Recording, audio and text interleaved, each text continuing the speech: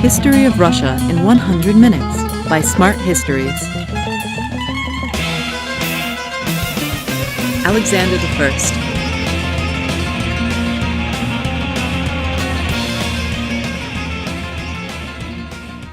Alexander I's reign began as a period of hope for liberal reforms. It continued with the military triumph over Napoleon and ended in disappointment as the first constitution project failed and the emperor favored autocratic governing thereafter. Paul I.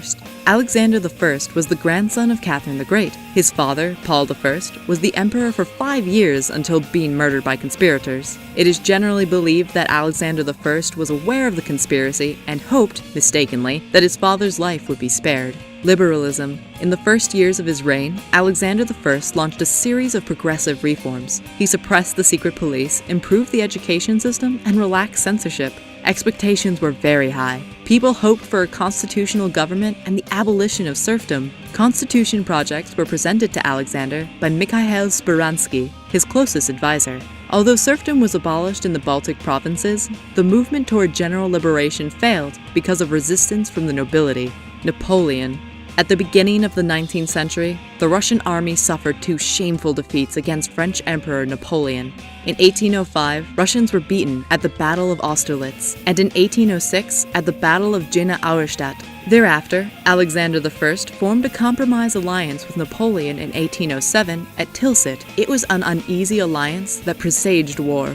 War of 1812.